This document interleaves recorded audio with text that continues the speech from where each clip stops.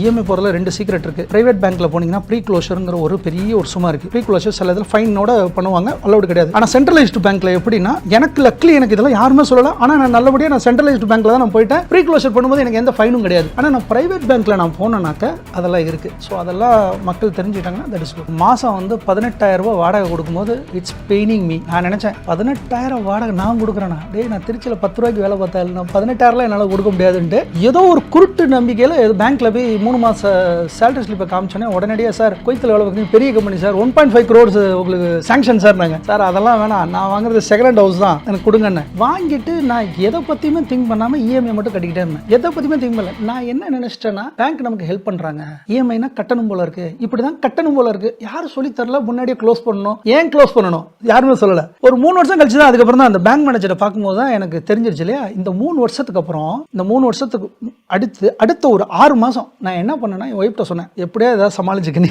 6 மாதம் என்னை எதுவுமே கேட்காத. 6 மாதம் என்னோட 100% salary I am going to pay back to the loan. நான் பேங்க் மேனேஜர்ட்டெலாம் எதுவுமே சொல்ல. நான் ஒரு 5 lakhs ஃபஸ்ட்டு நான் அனுப்பிச்சேன் அவருக்கு. அதாவது உங்களோட பேங்க் லோனில் பார்த்தீங்கன்னா உங்களோட சேவிங்ஸ் அக்கௌண்ட் இருக்கும், உங்களோட லோன் அக்கௌண்ட் இருக்கும்.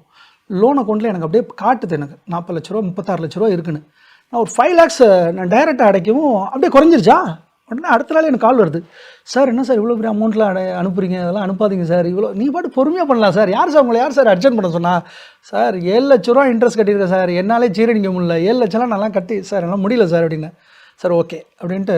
ஸோ இந்த 6 மாதம் தான் நாங்கள் சாக்ரிஃபைஸ் பண்ணோம். ஆனால் நான் சொல்கிறேன் இந்த 5 வருஷம் நான் பண்ண சொல்கிறேன் இல்லையா, அதில் வந்து நான் ஒரு வீடுன்னு எடுத்துட்டேன்.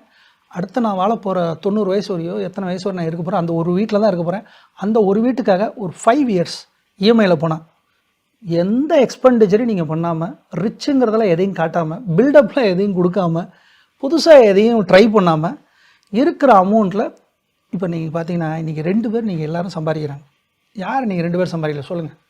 நீங்கள் எல்லோரும் நல்ல தகப்பனுங்க. இன்றைக்கி தமிழ்நாட்டில் இருக்க எல்லா அப்பாவும் அம்மாவும் என்ன பண்ணிடுறாங்க, எப்படியோ கஷ்டப்பட்டால் 2 பிள்ளைங்களையும் படிக்க வச்சிடறாங்க. பொண்ணாக இருக்கட்டும் பையனாக இருக்கட்டும், ஒரு டிகிரியை முடிக்க வச்சுறாங்க. டிகிரியை முடிச்சோன்னே உங்களுக்கு சம்பளம் வந்துடுது.